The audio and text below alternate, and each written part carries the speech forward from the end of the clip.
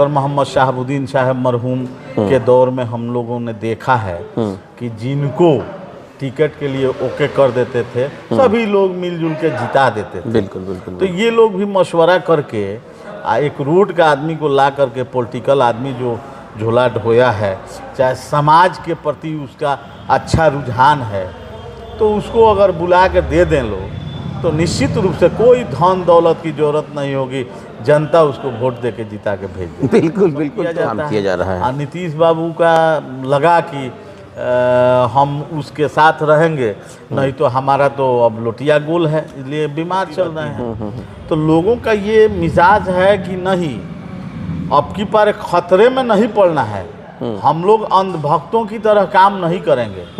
अगर हमारी पार्टी, हम जिस पार्टी को सेकुलर कहते हैं, अगर वो गाल गोद लोगों को टिकट देती है तो उस परिस्थिति में हम लोग भले ही जहर घोट लेंगे लेकिन उसका विरोध करेंगे। आपने इस बार जनता में बदलाव का मूड है, और बदलाव का मूड इसलिए है कि जो वादा किया गया उस वादे के मुताबिक एक भी काम धरातल पर दिखाई नहीं, एक भी नहीं दिखा, एक भी धरातल पे दिखाई नहीं दिया। बिहार में चुनाव है और चुनाव बहुत सारे ऐसे सीट हैं जिस सीट को देखा जाए तो वहाँ पे जो लड़ाई अब भावना नज़र आ रही है कि वहाँ पे काफ़ी महत्वपूर्ण लड़ाइयाँ होंगी। ये अलग बात है कि वहाँ पार्टियाँ अलग होंगी, प्रत्याशी अलग होंगे, लेकिन मुद्दे क्या होंगे, इन मुद्दों की भी बहुत बड़ी बात होगी। हालांकि पार्टियों को तो अपना मैनिफेस्टो होता है, मुद्दा होता है, लेकिन लोकल जो इशू होते हैं वो कितना प्रभाव खास करके इस चुनाव में होंगे, ये बहुत महत्वपूर्ण होगा। ये बात मैं आज इसलिए कह रहा हूँ क्योंकि आज हम लोग बड़हरिया में हैं और बड़हरिया के कुछ अलग मुद्दे होते हैं। यहाँ पे जिस तरीके से वर्तमान जो विधायक है बच्चा जी पांडे, उनको लेकर के ये बताया जा रहा है कि लोगों के अंदर नाराज़गी है। अब नाराज़गी किस बात को लेकर के है, ये बड़ा दिलचस्प बात है। कुछ लोगों का कहना है कि उन्होंने बहुत सारे ऐसे वादे किए थे जिन वादों को उन्होंने पूरा नहीं किया, लेकिन अब चूँकि देखा जाए तो लोग अभी चुनाव में जाएंगे, चुनाव में जब जाएंगे जनता के बीच जाएंगे, जनता क्या कहेगी और जो यहाँ के जनप्रतिनिधि रह चुके हैं उन लोगों का क्या कुछ अपना सोच हो सकता है, आज इस बात को लेकर के हम बड़हरिया में हैं। मेरे साथ पूर्व जिला पार्षद मिट्ठू बाबू हैं, जुल्फ़िकार अली उर्फ मिट्ठू बाबू। मैं इनसे इन बातों को समझने की कोशिश करूँगा। मिट्ठू बाबू, चुनाव तो अब बहुत करीब है बिहार विधानसभा का, आप लोग जो कि जनप्रतिनिधि रह चुके हैं, इसके पूरे DNA से वाकिफ़ हैं आप लोग, इस बार क्या होगा बड़हरिया का? देखिए, बड़हरिया हमेशा हॉट सीट रहा और यहाँ निस्वार्थ लोग नेता के साथ लग जाते हैं, लेकिन इस बार जनता में बदलाव का मूड है। और बदलाव का मूड इसलिए है कि जो वादा किया गया उस वादे के मुताबिक एक भी काम धरातल पर दिखाई नहीं, एक भी नहीं दिखा, एक भी धरातल पे दिखाई नहीं दिया। अरे काम तो हुआ, इससे इनकार नहीं किया जा सकता है। अरे मद आना है, 5 करोड़ आना है तो कहीं ना कहीं बनेगा, धरातल पर नहीं दिखा। तो धरातल पर दिखने का मतलब है कि जो काम मुखिया जी करा सकते हैं, BDC करा सकते हैं, वार्ड पार्षद करा सकते हैं, जिला परिषद करा सकते हैं, उस कामों को उन छोटे त्रिस्तरीय पंचायत के प्रतिनिधियों को डिस्टर्ब करने का माननीय विधायक के तरफ से कार्य किया गया। ऐसा इसलिए कि उनके कार्य क्षेत्र बड़ा है। उन्होंने वादा किया स्टेडियम का, खेल मैदान का, तो शौचालय का, बड़ा बड़ा जो जटिल समस्या होता है, हॉस्पिटल का, कॉलेज का, लेकिन इसमें कोई काम कहीं धरातल पे दिखाई नहीं दे रहा है बड़हरिया विधानसभा में। इसका असर क्या होगा? तो इसका तो असर पड़ेगा। अब त्रिस्तरीय पंचायत के लोगों में भी इसका रोष है कि हमको ये सड़क बनवाना था, माननीय विधायक जी इस पर 100 फीट बनवा दिए तो वो तो रुक गया, अब बिहार सरकार के अधीन हो गया। BDC को मिट्टी भरवाना था तो ही भरवा दिए। ये सब विधायक का जो क्षेत्रफल है, बड़े बड़े योजनाओं को कि माने दिखाई दे कि हाँ माननीय विधायक का ये काम किए हैं। और उन्होंने चुनाव में वादा भी किया था इस तरीके के काम का, तो ना ही उस पर जांच हुई और ना ही आज तक खेल प्रेमियों के लिए कोई जगह सेलेक्ट। अच्छा मिट्ठू साहब, मैं इसमें 2 चीज़ समझना चाहूँगा। क्या प्रत्याशी से नाराज़गी है लोगों की या पार्टी से भी नाराज़गी है? देखिए, प्रत्याशी से नाराजगी ज़्यादा है और पार्टी लेवल पे जो लोग हैं तो पार्टी लेवल अलग मामला है। उसका जो 20% 25% वोट है पार्टी का तो वो तो अंधभक्त की तरह जाता है जो जिस पार्टी में है। लेकिन जनरल जो है जो बाकी 40% वोट है वो विकास के मुद्दे पर वोट करता है, तो उससे इनकार नहीं किया जा सकता है। तो सिर्फ पार्टी से ही काम नहीं चलेगा, व्यक्ति विशेष से भी काम चलेगा। आपने व्यक्ति विशेष की बात कही तो मेरे जहन में, चूँकि मेरे ही नहीं बल्कि मेरे दर्शक भी है, बहुत सारे लोग हैं, एक बड़ा प्रभावकारी परिवार है शहाबुद्दीन साहब का परिवार। चूँकि राजद से ये लोग बहुत दूर रहे हैं, बीच में मतलब कुछ गैप हो गया था लोकसभा के चुनाव में, अब तो ये लोग साथ में हैं। इन लोगों का कितना असर पड़ेगा खास करके बड़हरिया के क्षेत्र में? जैसे आपने कहा कि 40% लोगों के जहन में बात है, तो देखिए परिवार से अलग जब दो भाई हैं तो अलग अलग कभी कभी किसी मुद्दे पर हो ही जाना होता है। तो लोकसभा में अनमन था, अपना अलग अलग चुनाव लड़ा गया और उन लोगों का जिला में प्रभाव क्या प्रदेश में प्रभाव देखने को मिलता है और बिना प्रभाव के इतना बढ़िया तरीके से वोट एकत्र नहीं होता है। उनके समाज के और भी समाज के लोगों का, हर समाज के लोगों का वोट तो मिला। चुनाव सेकंड पोजीशन में रही, पार्टी से रहती तो हो सकता था चुनाव आगे निकल जाता। तो खैर ये तो ऊपर वाले की मर्जी होती है कब ताज किसको देगा, तो प्रभाव तो रहेगा, प्रभाव। अच्छा, यहाँ कहा जाता है कि एक अनार 100 बीमार की बात है। बड़हरिया में बहुत सारे ऐसे चेहरे हैं, पार्टी इस बार किसके चेहरे पे दाव लगाएगी? एक अनुमान था, मैं आपसे पूछना चाहता हूँ, चूँकि तो पार्टी की बात है, लेकिन फिर भी अनुमान क्या लग रहा है आप लोगों को? उसमें आप भी आते हैं, डॉक्टर अशरफ साहब हैं, अनवार बाबू हैं, और रिजवान साहब हैं, मुजफ्फर इमाम हैं, बच्चा जी पांडे हैं, बहुत सारे ऐसे चेहरे हैं। इन चेहरों की अगर बात की जाए तो सैकड़ों के संख्या में, जैसे बाढ़ का समय आता है ना तो कुछ लोग होते हैं जो एकदम उतरा जाते हैं।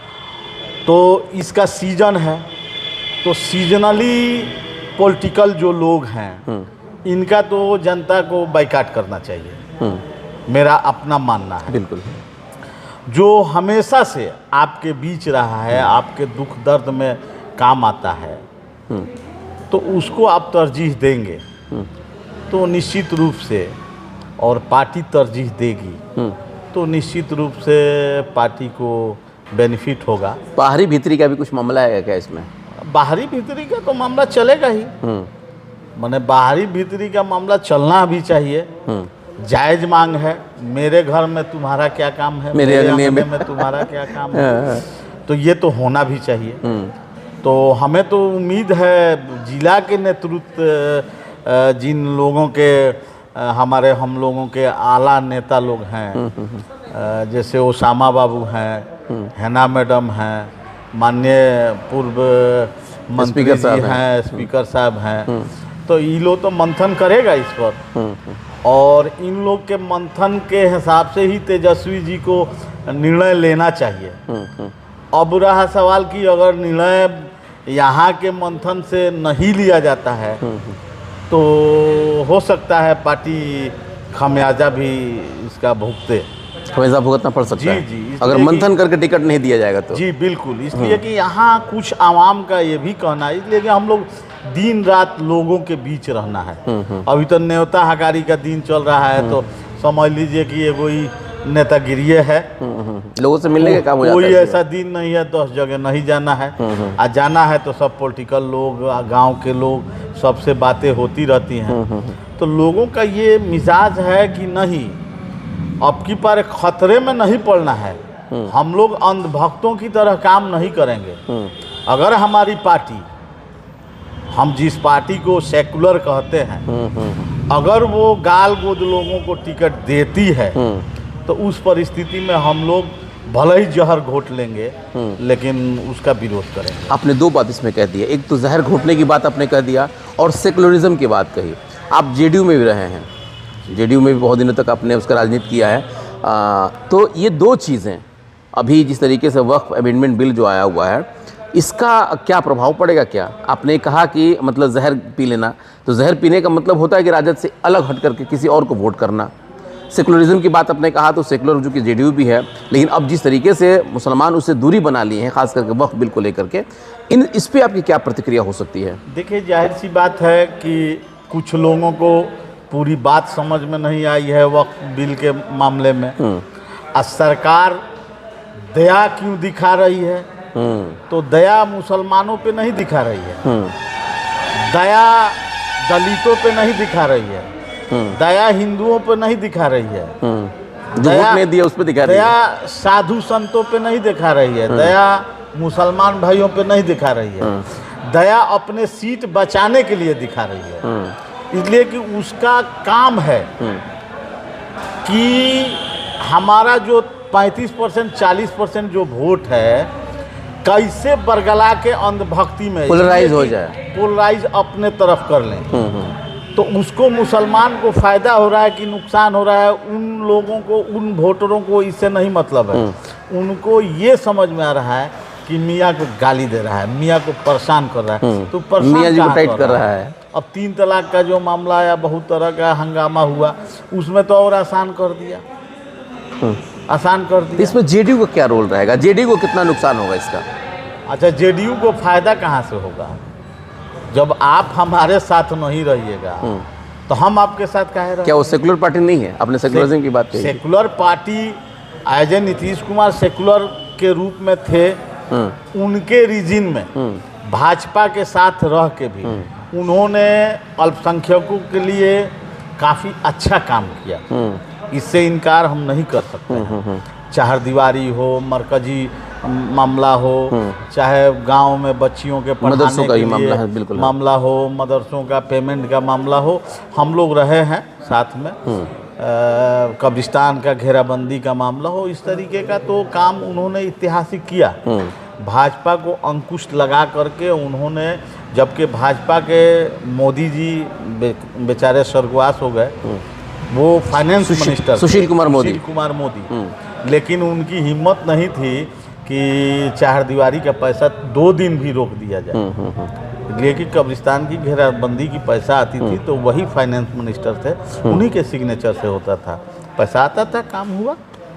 लेकिन जब आप मेरे मुद्दों से भटकाएंगे, आप मेरे तालीमी मरकज़ पे, मेरे इंसानियत पे, मस्जिदों पे इस तरीके का बात करेंगे तो कहीं ना कहीं नाराज़गी होगी।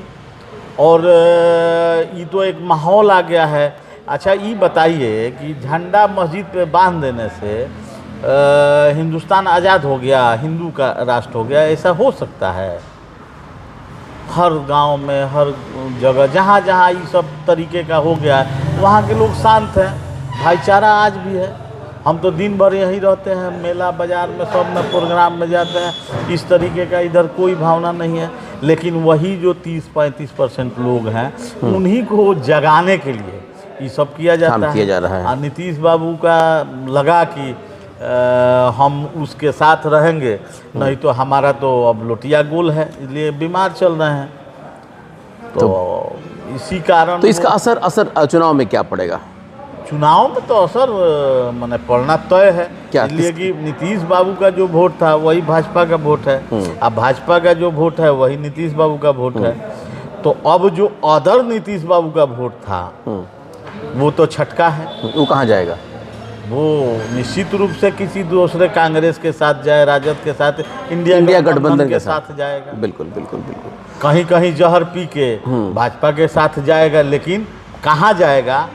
जहाँ लोकल बॉडी के साथ न्याय नहीं होगा वहाँ जाएगा। बिल्कुल। इसलिए कि जिला की जो राजनीति है, तो ये जो हमारे 3-4 लीडर हैं, जिला से जो भी एक रिक्शा वाले को टिकट देने के लिए फैसला कर दें, जैसे डॉक्टर मोहम्मद शहाबुद्दीन साहब मरहूम के दौर में हम लोगों ने देखा है कि जिनको टिकट के लिए ओके कर देते थे, सभी लोग मिलजुल के जिता देते थे। बिल्कुल बिल्कुल। तो ये लोग भी मशवरा करके एक रोड का आदमी को ला करके, पॉलिटिकल आदमी जो झोला ढोया है, चाहे समाज के प्रति उसका अच्छा रुझान है, तो उसको अगर बुला के दे दें लोग, तो निश्चित रूप से कोई धन दौलत की ज़रूरत नहीं होगी, जनता उसको वोट दे के जिता के भेज देगी। बिल्कुल बिल्कुल। तो जिस तरीके से मिट्ठू बाबू ने बात कहा, हालांकि जिस तरीके से इनका एक अपना राजनीतिक आकलन है, उस आकलन में बड़ा ही महत्वपूर्ण इन्होंने बात कह दिया कि इस बार बड़हरिया की जनता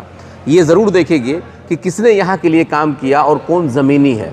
अब सवाल है कि इन्होंने एक बड़ा ये यहाँ खड़ा कर दिया कि अब ये निर्णय लेना है शहाबुद्दीन साहब के परिवार यानी कि हिना साहब को और ओसामा साहब को, साथ ही साथ इन्होंने पूर्व मंत्री और पूर्व स्पीकर रहे अवध बिहारी चौधरी जी को कि वो लोग गार्जियन समान हैं, वो लोग जिसको चाहे टिकट दे देंगे, लेकिन यहाँ के लोगों से मंत्रणा करके तो शायद कि पार्टी के हक में ये बात होगा। फिलहाल तो ये इनका आकलन है, आगे क्या कुछ होता है फिलहाल देखते जाइए और बने रहे हमारे साथ। बहुत बहुत धन्यवाद।